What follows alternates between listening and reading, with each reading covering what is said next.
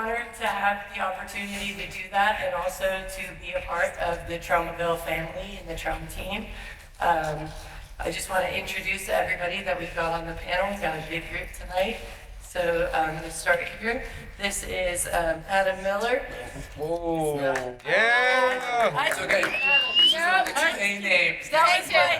You guys, I just did 12 hours on the floor. I'm just kidding. I'm already fired. This is Andrew Miller. Hi. Andrew Miller, he's a creative producer of Troma's Power Positive Murder and Mr. Melvin. And to his left is Adam Peltier, who is the star of Troma's Power Positive Murder. Yeah. Lloyd Kaufman Discovery. Yes. To his left is the beautiful Catherine Corcoran. By the way, Adam just directed a script by Neil LaBute. Oh. Yes. Big deal. Yes. Starring Lloyd Kaufman. Thank you, Catherine Corcoran. That's all I can say. Thank you. Catherine actually has a career. Yeah, girl, get it. Yeah, girl, get it. Novelist, no joke. Very good, too. To Catherine's left is legendary filmmaker, 51 years of making movies, and president of Troma and creator of the Toxic Avenger, Lloyd Kaufman.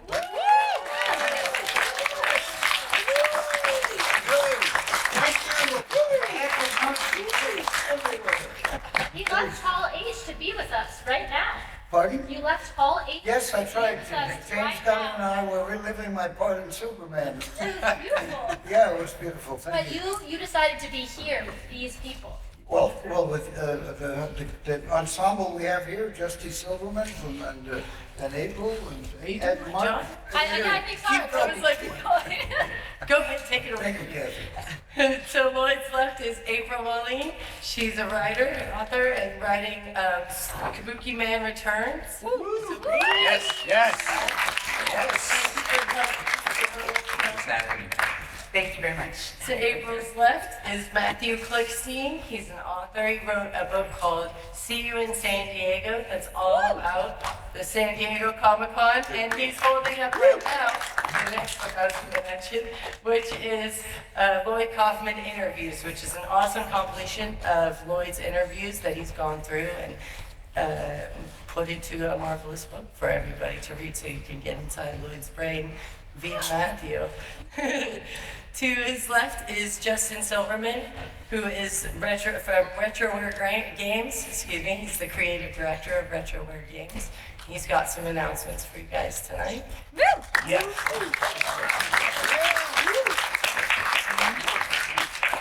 Who's behind you?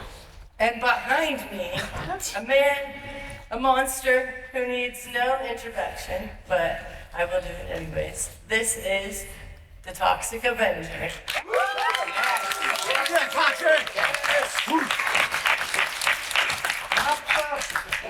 And I'd like to take a quick moment to point out Fernando, who has been working hard making toys, repping Troma and making toys of Toxie, and also he's put out a VHS copy of the Toxic Avenger and Mother's Day. They're beautiful.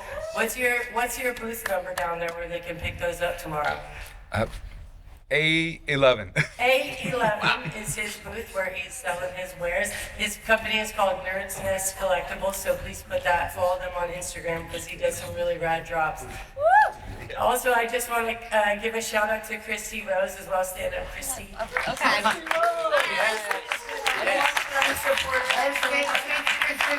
And she's in Shakespeare Shitstorm. And you can see Shakespeare Shitstorm on Troma Now, which is Troma's streaming service. Yes. First month is free. It's only $4.99. What a deal. I'd like to kick it off with Adam and just ask you about how you got involved in Power Positive Murder and how you landed in Tromaville. Can you tell us a little bit about what happened there? Of course, yes. It's like, what did I do to end up here? But it's very funny because I wasn't joking when I said I was a Lloyd Kaufman discovery. I was going to quit acting before I auditioned for the Power Positive Murder. I went to grad school at Cal Arts, very weird experimental place. and I was going to focus on directing. I'd read Lloyd's book, Make Your Own Damn Movie, which is the title of this. It's a fantastic book, truly, truly, truly, and I want to take my career into my own hands. But I saw that they were casting and had been looking for a male lead for the Power Positive Murder, and I saw the post about it, I sent emails in, and long story short, I auditioned, I taped myself, they asked me to come to New York, and I did, and I knew when I made that decision to go to New York, because it's again, Lloyd Kaufman, legendary indie filmmaker, like truly, like, to understand indie film, you need to understand Lloyd Kaufman, and this is an absolute fact. Like, the man deserves his flowers, and I was so excited at the opportunity to get to work with him that I flew myself out to New York. They only wanted New York local hires. I was living in Los Angeles at the time, and I bet on myself, and I knew for a fact I was going to get the part. I was going to beat everybody out because I knew, and I promised. I sent Lloyd an email. I sent the writer, the producers, casting director, all doing the email, very assertive, being like, look, there's a lot of talented people auditioning for this movie, but no one's going to work harder than me and be happy to do it. And the rest is history. So I'm so grateful for Lloyd. I want to piggyback off of that because please. I actually was in the auditions with Adam auditioning as Ray, and then he threatened to kill me. Yes, it is. So yeah, I backed down immediately, and we've been friends ever since. Yeah, Best friends forever. that's right. Best friends forever. Wow, what a second. Look at that. And by the way, when we put up the casting notice for the part of Ray in Power Positive Murder, we said the actor had to be had to have been in a pointer from West Point. Right. And Adam has left West Point to continue the career in a different kind of acting. Very true. I was acting when I was in the military, and I'm now acting as an actor. So that was perfect. Yay! Yay! I thought you were first time in the military. That's cool. Would you like to tell us a little bit about Power Positive Murder and what you guys got going on with that? Where are you at with that? Well, it is loosely adapted from Crime and Punishment, and it is a black and white film noir. And yeah, I came on actually as a general PA after being an enterprise observer for 6 months, and a couple days later I was QPA, and at one point I was script supervisor, and then by the end of it I was Lloyd's caregiver and assistant. And it was a lot of fun. It was 6 weeks. We were trapped in a haunted mansion. We were not allowed to leave. I mean, I guess, well, we had to tell someone. We were Safe for the humans. Well, you know, we had to tell someone, but it was very isolated from society. I think it was very different from most trauma sets. It was more of a psychological experiment. It was both boot camp and war, in a way. Yeah, but Adam did great. I got to see him in his underwear a lot. I think we're gonna see. I don't know. Yeah, Can we we get a can man go to the king? clip. We okay. Yeah. We could do that. We could do that. Yeah. We've got a special clip for you guys, a teaser for Power Positive Murder. This, I don't think has been, have you guys shown this? Not, it's very exclusive. It's very exclusive. Once. We showed it once at Tromathon. Yes. Woo! Yay! Yes. Oh, it was edited by this guy right here. So yay, it's his Do we have a light guy? lights. Already on. Thank you. Yeah.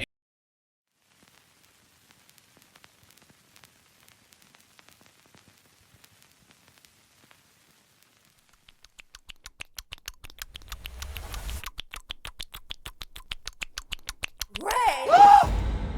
Ray, get up. We have to go. It was master meditating. It's a new thing. I'm a little behind on rent, just to January. Ray, it's almost June. Now I'm gonna be forced to get some bullshit summer job to make rent. Mrs. Scarlett had this idea that I could work for her in the building. I don't want to see even a pubic hair in that pool. I've been working for her, and I'm leaving town for the summer. Ray? Ray. Ray? That's an empty coconut, isn't it?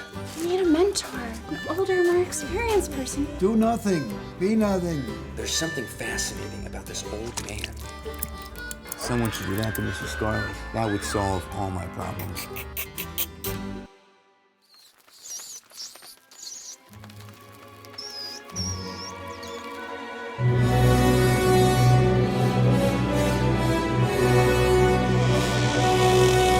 I'm gonna write a screenplay. My main character is contemplating murder. Who's he gonna kill, Joe?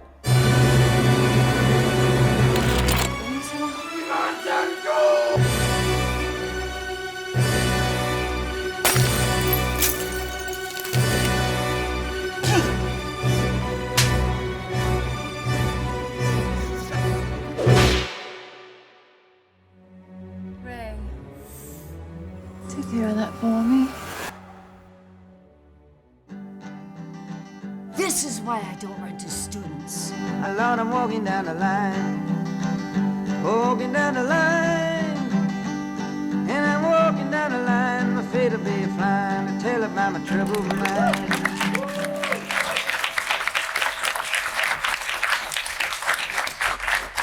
Don't tell anyone we use that music. That was awesome. I can't wait to talk to you guys. From what I've heard, I haven't personally been on a Troma movie set. Just doing marketing and stuff for Troma. Thank you. Thank you, Cosmo.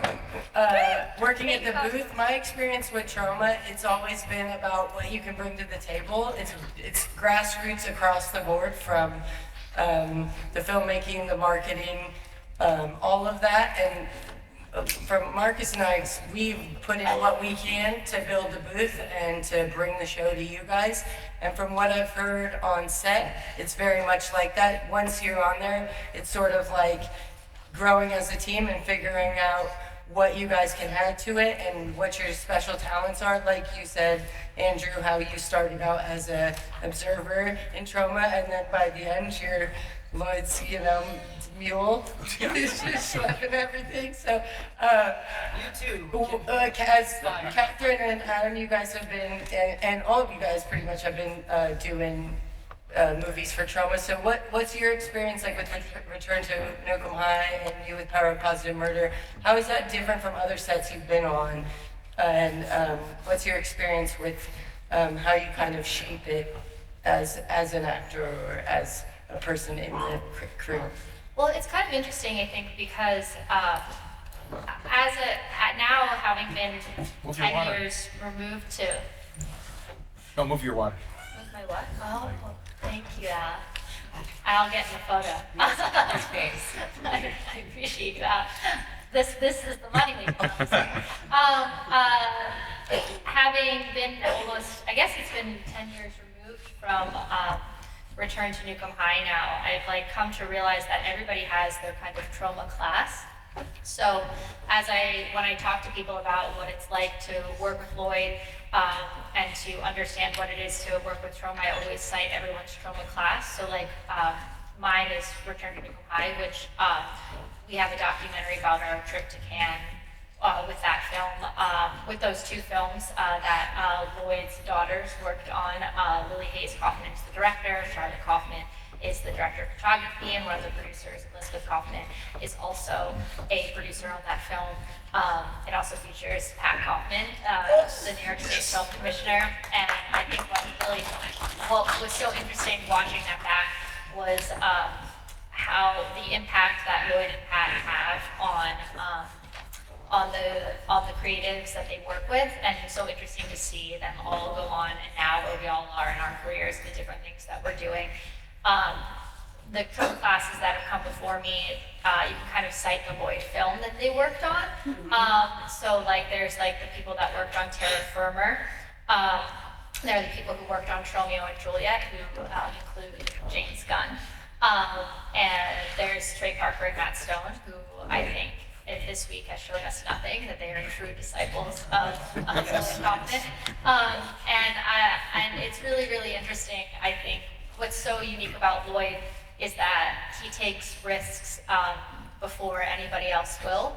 I was a child actor. I was doing auditions and off-Broadway tours and shows like Gossip Girl and things like that, but nobody was offering me lead roles that were meaty, roles that were interesting, roles that were creative. Lloyd did, and that changed my entire life. And I think any of the names that I just talked about would say the same thing. I think it's everything I learned in filmmaking. I learned from the Toxic Avenger. I may be saying this backwards, but James Gunn tells a story about how, in the intro, about how, this is a dull crowd now, how somebody dared, when he was working for Troma late night, a co-worker dared him to masturbate at Lloyd's desk. And he did. And he put on, I think it's the original Classic NUKE High, and did so. And he says in that, I'm not telling you that what you should do to be a successful filmmaker is to masturbate at your boss's desk. But what I'm telling you is that if there weren't people like Lloyd Kaufman who took risks on jerk-offs like me, there would be some of the greatest filmmakers of the last 50 years. And I think that kind of sums it up. It's really, really good.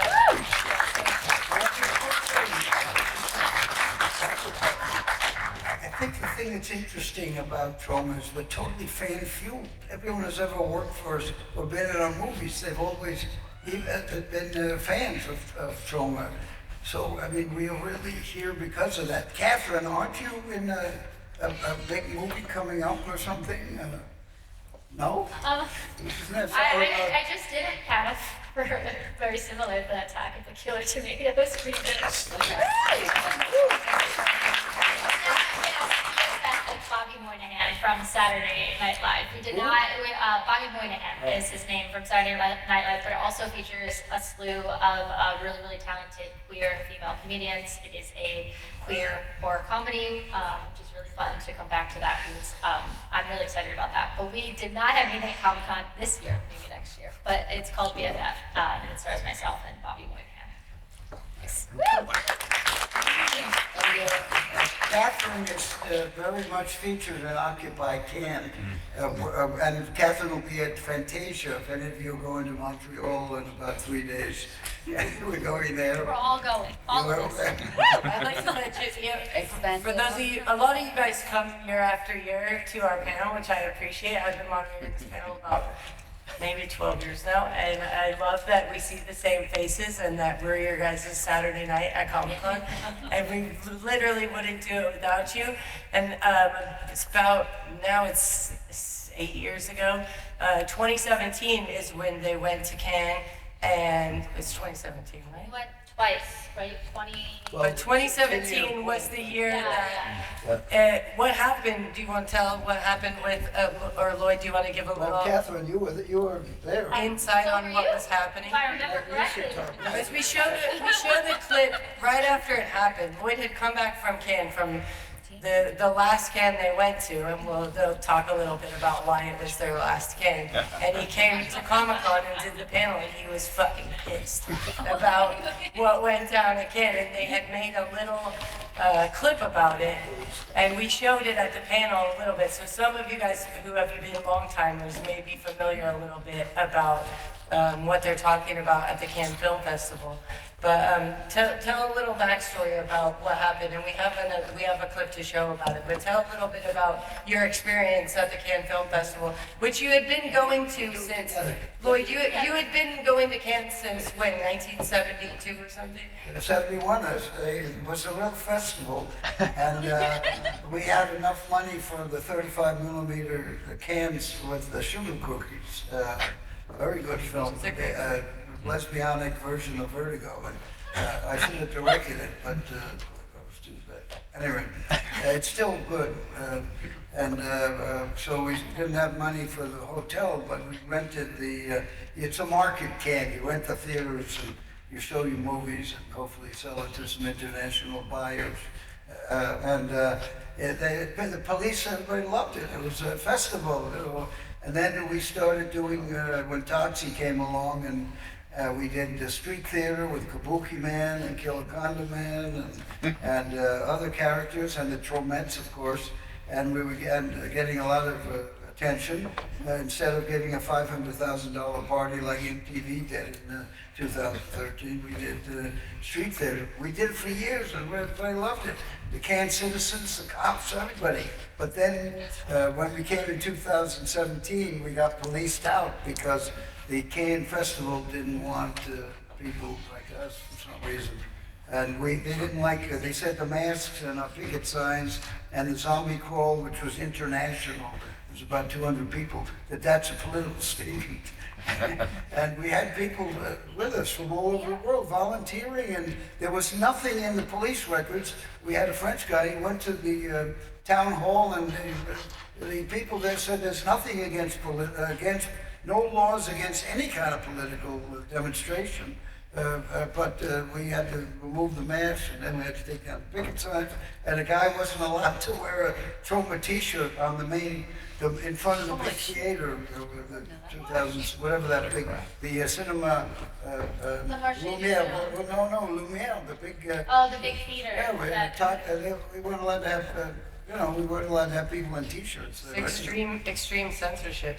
Well, yeah, I think what was interesting was we went twice. The first time, Return to Nuke was divided into 2 parts, and we went with Volume 1. I forgot that, I'm sorry. No, It's Return to Nuke and Return to Nuke High. Sorry. AKA Yes. Volume 2. Yes.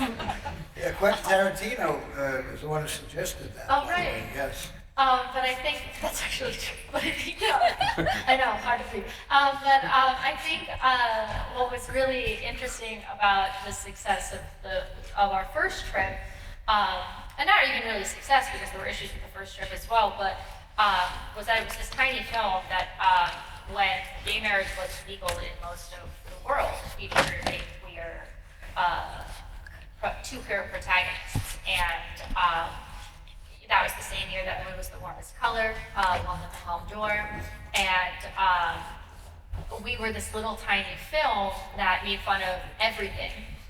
Nobody was safe except for this queer relationship, and it was received really well. We later screened in the Museum of Modern Art's Contender series alongside Wolf of Wall Street, Blue Jasmine, but when we were in Cannes, we were this tiny company desperate to get people to watch and review our film so that we could sell it. And one of the things that was happening then and has happened even more so now, we're seeing a lot this week with talks about CBS, was media consolidation. Wherein I think the statistic is like 96% of what you read, watch, and listen to is owned by, is it 5 or 6 major media companies? Probably 2 now. It's in the White House now. You're controlling the culture, they're doing that, And right? so when you go to a festival like Cannes, one of the things that you'll see is the biggest film festival in the world, which you'll see, giant banners that take over hotels.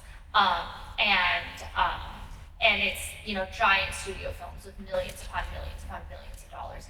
And it becomes almost impossible for a small filmmaker or an independent filmmaker to make a name for themselves when they're competing against the Hunger Games and the Great Gatsby. And yet, Troma, 50 years now of filmmaking, perseveres, with guerrilla-style actions and more characters, and that's really, I think, what the documentary really focuses on, is that journey. That's awesome. I think that year we were also called the first lesbian wedding in France. Yeah, if I'm not, we got shut down. I don't know if that's in the documentary. France had just legalized gay marriage, and we did a beautiful, we organized, well, go on. I'm getting old now, but I think if I'm remembering correctly, every morning we would hand out these press releases about the performances we were going to do. And France had just made gay marriage legal, it was still not legal in the United States, and we handed out wedding invitations between my character and Oscar's character, who's the other actress in that, who stars in that film, or one of the other actors who stars in that film. And the police loved it. We handed out invitations, we all had flowers. It was one of the first times in my life that I had seen like non-binary and trans representation.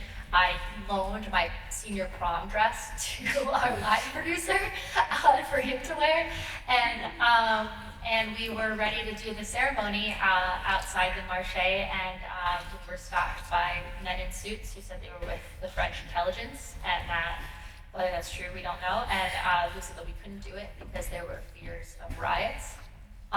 So Austin and I laid in the Symbol Festival and kissed, which of course got a lot more attention than it had. They just let us do the stupid wedding to begin with. Very smart. Thank you. I ran away, of course. I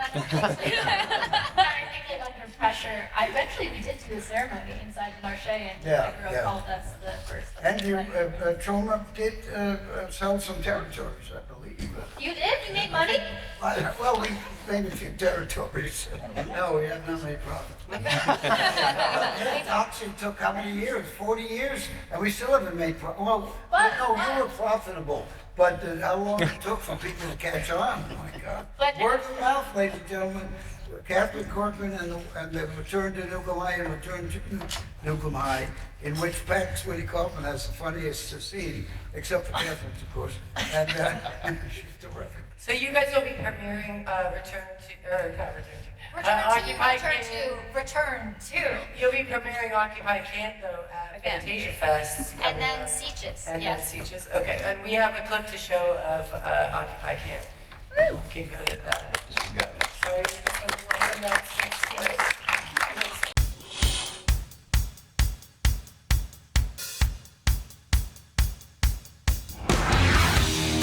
The Cannes Film Festival is a big market. We've been there since 1971. We're not big stars, so we have to find some way to get the attention. Dance and sing and march along the closet. And this is the way that Troma is able to compete with a huge company.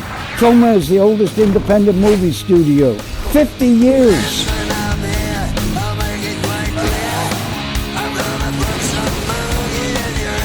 We have lots of volunteers who come and make noise so that buyers will license our movies. The Troma group back in 2001, 2002 were raging alcoholic lunatics who hadn't got their shit together. I think going up this time, Troma's kind of revamped itself a little bit. The team involved takes it much more seriously. The Troma team is working to occupy time. We're trying to get the attention of buyers with our picket signs and everything else, promoting our movie. Guerrilla marketing. Come to the arcade cinema, world premiere, return to NUKE High. Troma! Oh, we can't even have signs here. Who needs to sell movies anyway? You're stopped twice by the police on the way over here. Okay, après we take you in the Jeep. Hey, je suis venu ici depuis 71. It's a festival. Put me in jail. I would think that these guys walking around with machine guns are a little scarier than Troma. Broken, we're finished. Might be this is the last year at Cannes for Troma.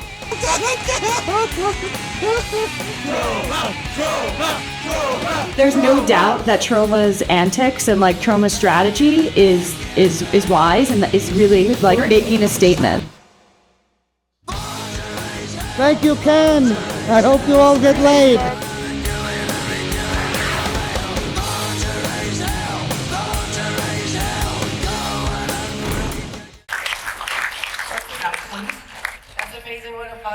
It's a great message to get out too, because I don't think people realize the struggle. Mainstream people don't realize the struggle that independent studios face up against the big studios, and just the festival circuit and how hard it is for independent studios. So that's awesome. Well, now you're just an independent voice. I'm going to shift gears a little bit now because we do have a big panel. You guys, there's a lot going on. I would like to pass it down to Justin from Retroware Games.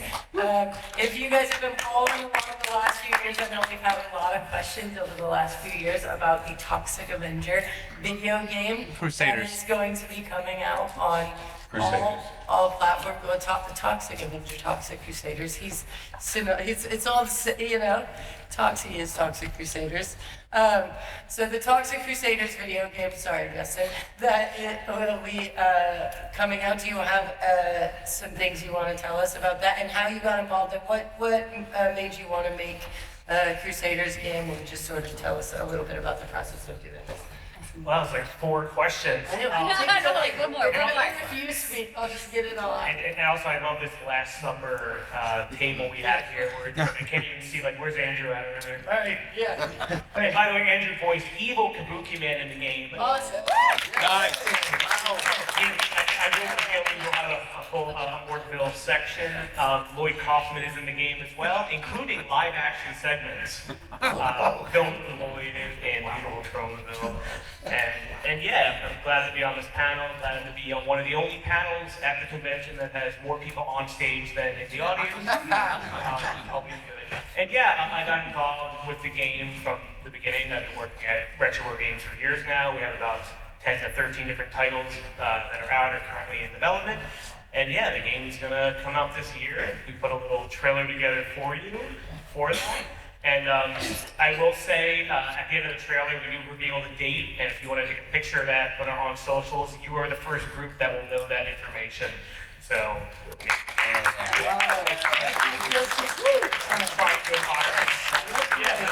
let's load that up. Woo.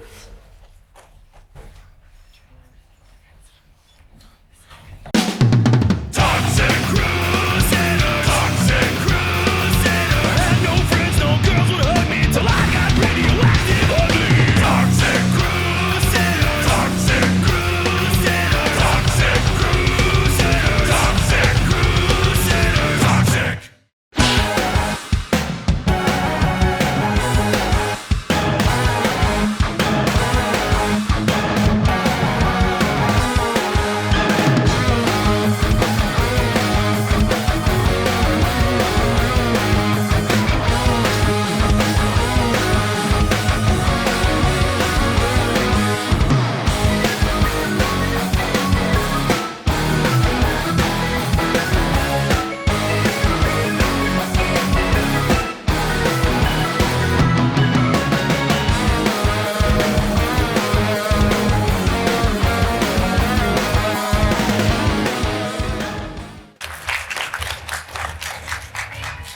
Yeah, that video will just play for a little while.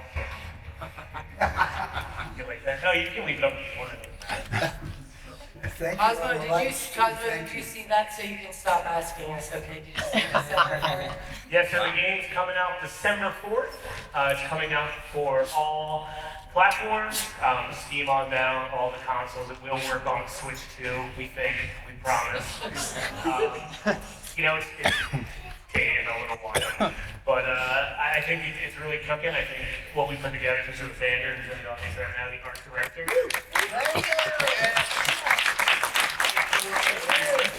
If you were at the panel previously this one, we showed the 3-minute opening of the game, the motion comic cutscenes. So the game does have the full voice acting, all that. It does jump off of the show, so it's like there were 13 episodes originally before it was canceled by Network Dunes. And this kind of continues the story. It also includes Wave 2 stuff with Playboy toys that never came out. It also includes pretty much almost every Troma movie or property all in one. So it's pretty fun, and I hope everyone enjoys it. And it's also a good game, hopefully. It's awesome. When it was at Tromathon, it's amazing. It really is. It's incredible. Some of that. I can't wait to cannabitize myself. I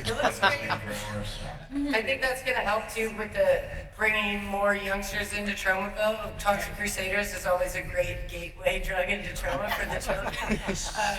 And that's super rad. I know my son's super excited to play it, and he'll want to have all his friends over to play. So we're very excited that this is coming out. Yeah, it's a fun couch co-op game where we can switch in and out of the characters, like Marvel vs. Capcom 2 style, through the game, so you can pick the best character for the job.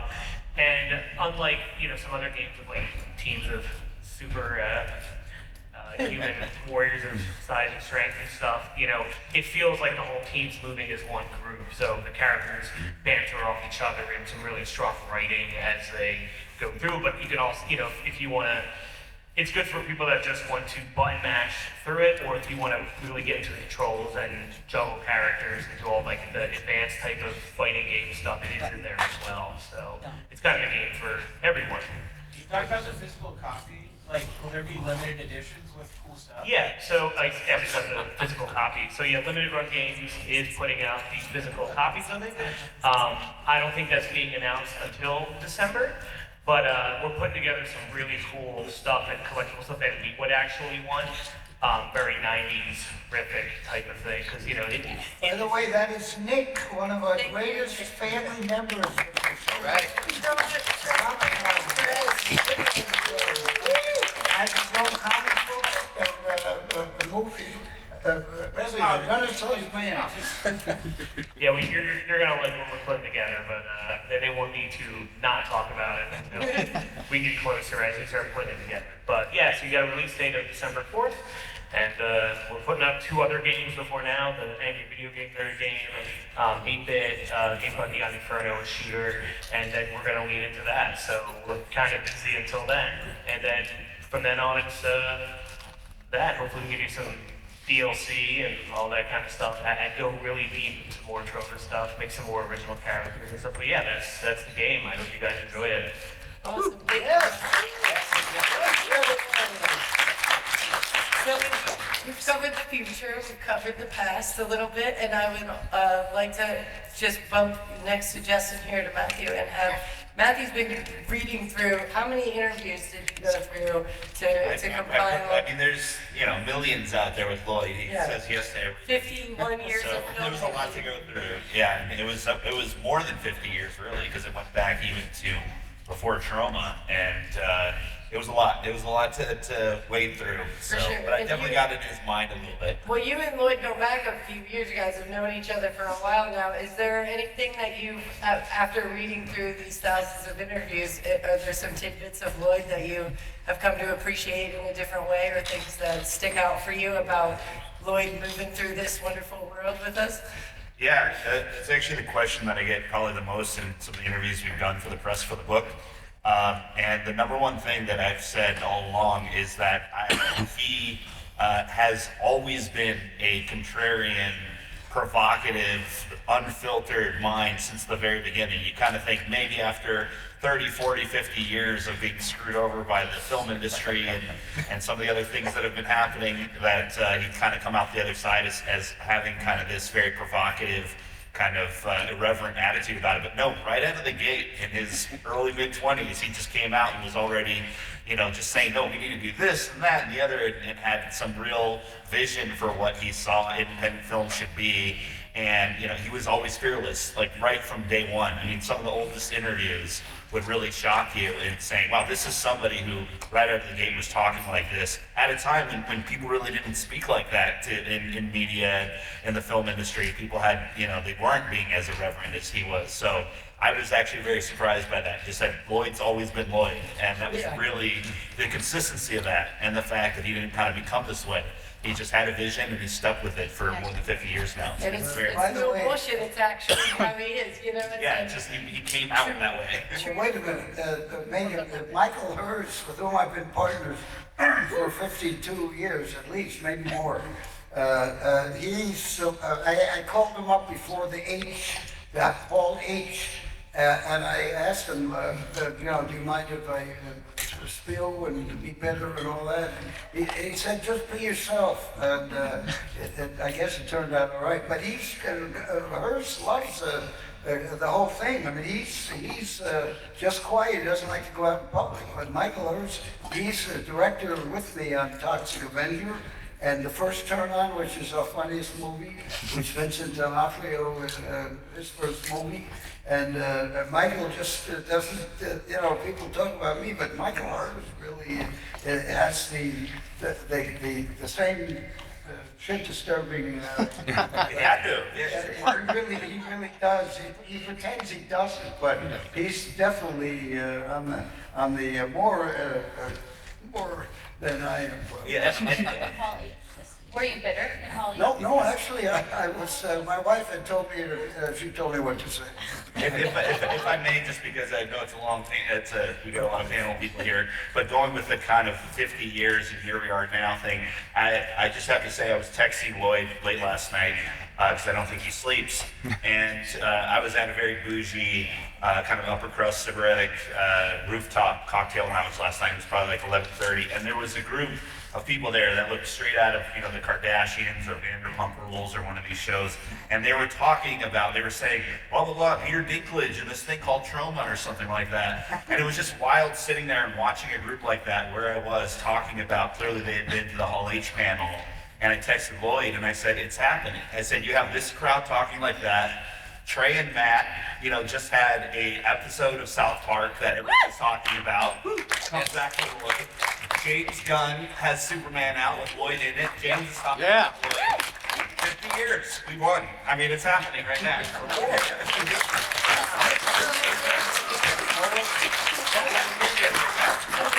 And in terms of the future of Troma and what Troma is doing as a studio themselves, you guys are coming out with, Kabuki Man Returns, and April's working on that and co-writing that with Andrew here. Nice. So you guys tell us a little bit about that, because we hear a lot about the Toxic Avenger, but Sergeant Kabuki Man is a beloved character of Tromaville as well, and we get a lot of fans who appreciate Kabuki Man and want to see more Kabuki Man. So tell us a little bit about what you're doing with Kabuki Man Returns, if you will.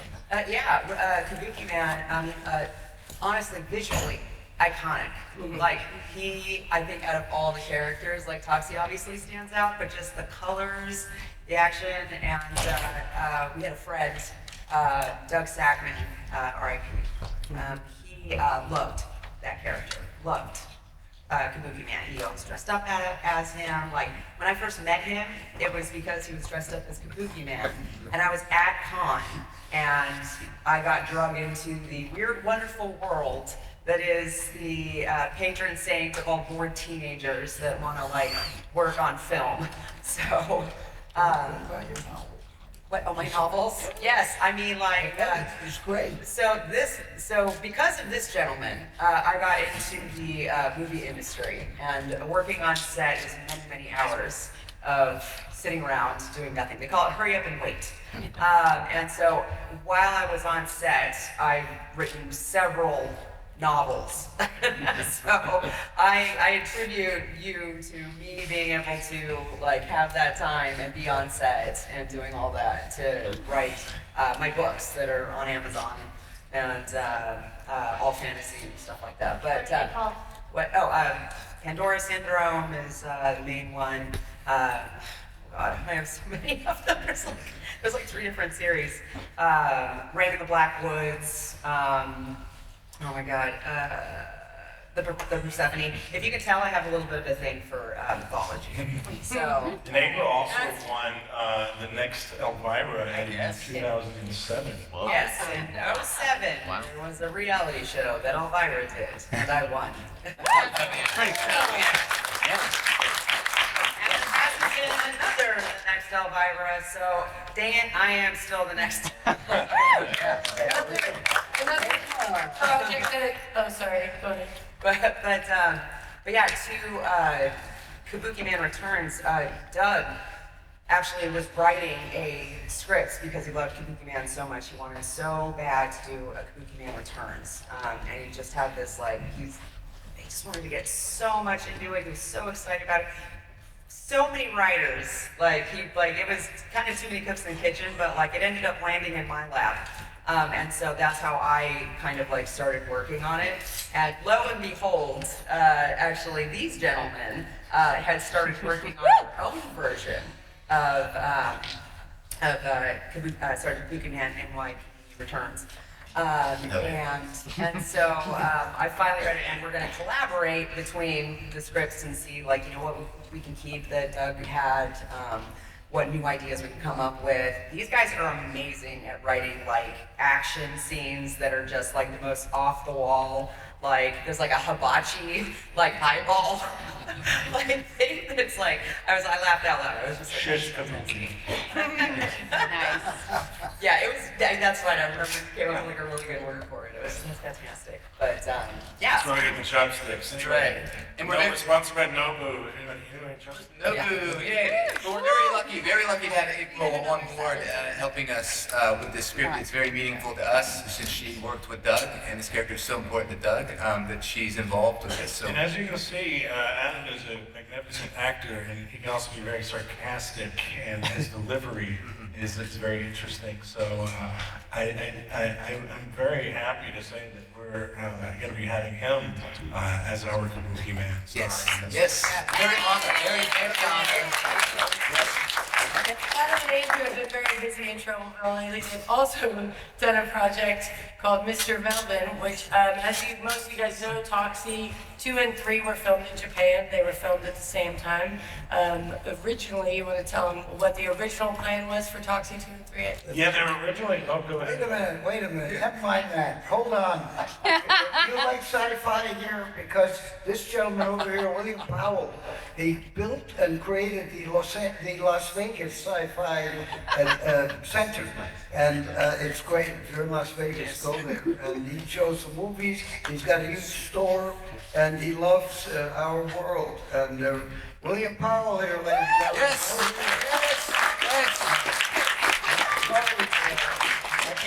Maybe you can tell them about the Toxic Avenger being filmed in Japan. Well, they're going to do that. We're almost out of time. Were you there? Couldn't you tell them? Not really. Well, no, I think it's archaeological. An archaeological. Yeah, like the. I think it's they did this. I'm curious. Go take it away, Andrew. It was originally Archaeological anthropology, and they've done a really scholarly work. They found the original script, Catherine, because originally it was one movie. And the bastards at Troma made 2 movies out of it. I know that. Damn. Yeah, I know. Management. Keep doing that.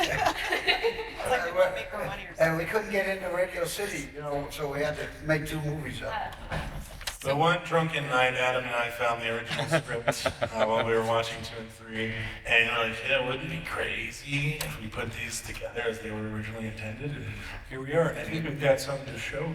Yeah, we're going to show you a clip. It's been out there. You might not have seen it.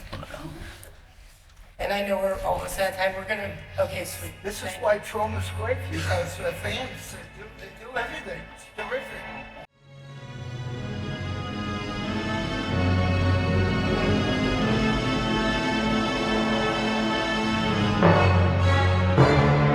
Melvin Jungle! Come on up! Come to me when you're afraid. Just call me on the phone. Come to me when you feel naked, babe. I won't leave you alone. Come to me when you need love, and I'll love you back to life. Come to me when you feel lonely. Come to me on a rainy night. You don't hurt, I won't leave you alone. You don't hurt to me.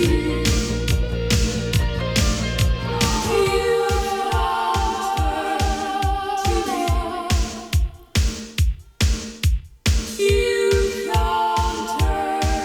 I won't leave you alone. Turn me on, turn me over, turn me all around the world.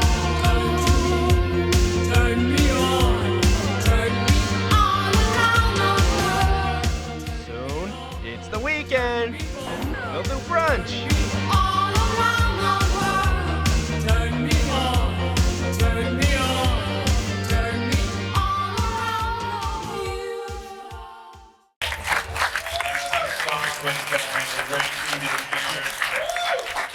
That's so awesome. Thank you. We have a few more minutes. I would like to just thank again everybody for coming out. I always like to include a little bit in this panel about the community of Troma. We literally, none of us would be doing this stuff if it weren't for the fans. It's very true. All of us have a home in Tromaville, and I want everybody to know that. The world's been a crazy place out there. It's a lot of hard news and a lot of hard stuff to swallow. But in Tromaville, everybody looks out for each other. Everybody has something they can bring to the table. Everybody has ideas that are valid, and it's a very inclusive place, whether you're large or small or, whatever your deal is. There's a spot for anybody in Tromaville, and I think that that's such a crucial thing for the world today, and I just hope that you all take that to heart as we enter back into the con and go back to our regular lives next week.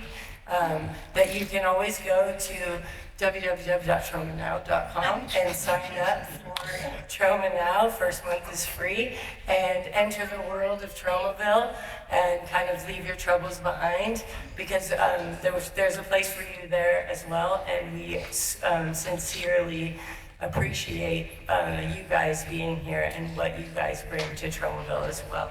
So thank you for that.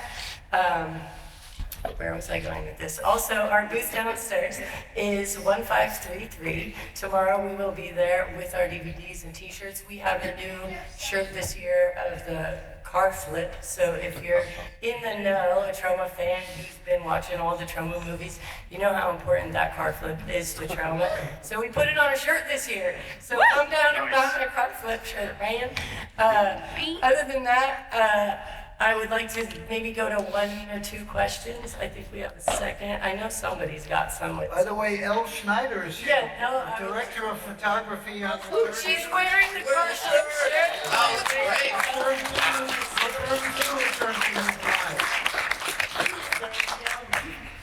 So is there, anyone have a question they would like to ask? Thank you very much, Mask Man.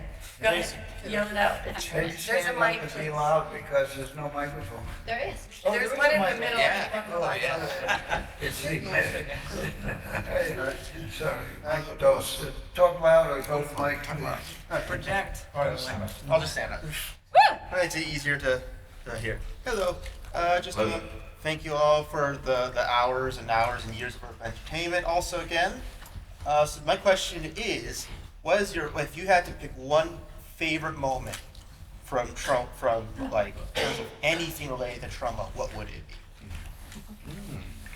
Well, while we're pondering that, since we're at Comic-Con, I must say that I don't think I personally would have been able to move up at all were it not for Stan Lee, with whom I was a friend for 50 years, and Night of the Witch, a script we wrote together, is still going, it still may happen, and Roger Corman, who for 50 years helped from, and Roger Corman's last screenplay as executive producer, he and Julie Corman, is Occupy Candy, the Catherine Corcoran. It's amazing. Yes.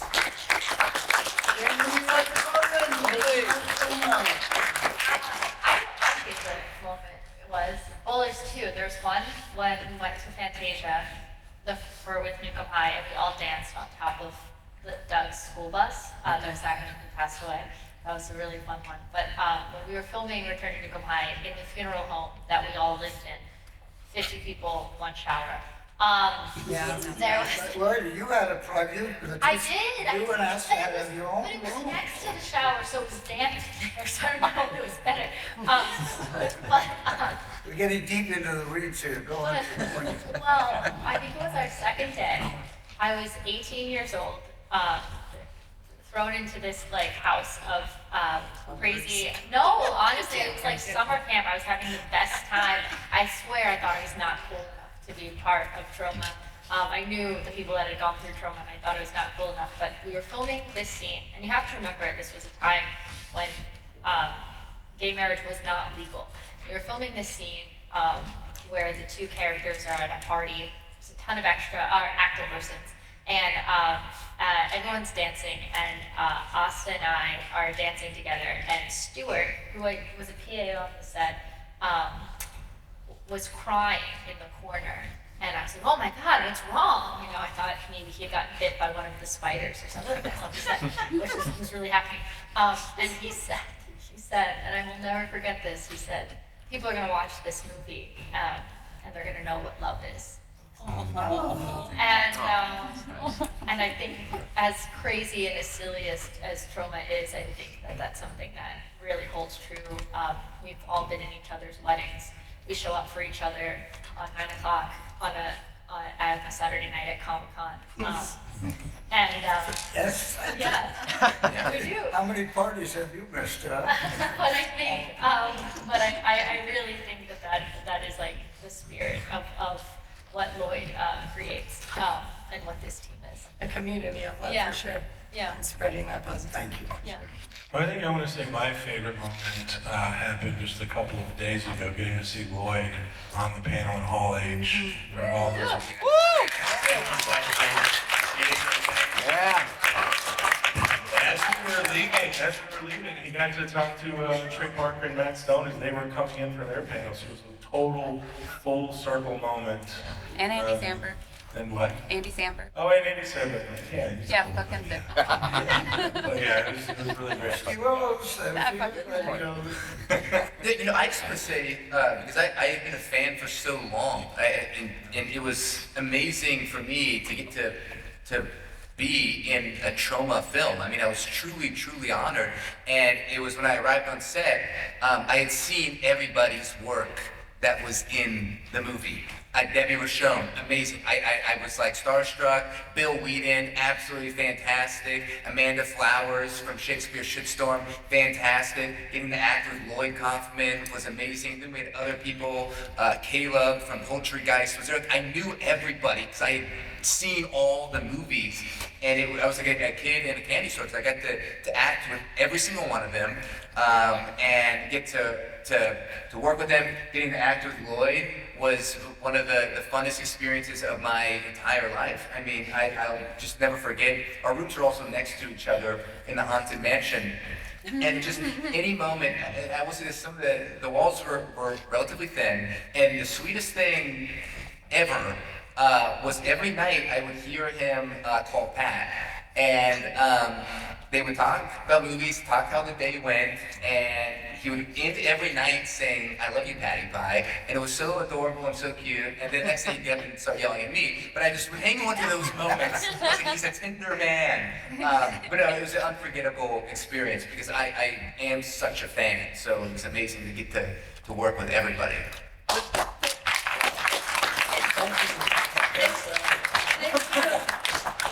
I failed to mention that Christopher Lanphear, the webmaster from Chris. He reached out of Sundance and we've had great experience, and Ashley Miglielli is here. Yes. No, I didn't. And wait a minute, Daniel Hers. Well, Michael Hers. Oh my gosh. And representing Michael Hers right here in the room. Sorry, Lloyd. I just want to thank you all for coming tonight. And as you know, if you've been to my panel before, Troma has been around for 50 years, and we would like to continue this tradition for another 150 years. Let's keep it going for future generations. Cosmetics is cute. If you've been to my panel before, I like to end the panel with a loud Troma. They're doing the Masquerade Ball tonight upstairs, and we are a solid group of people here. So we're gonna blow the roof off, and let's make sure they can hear Troma from the Masquerade Ball. So Cosmo's gonna give us a 1, 2, 3, and I want you all to yell Troma as loud as you can, okay? Ready? 1, 2, 3.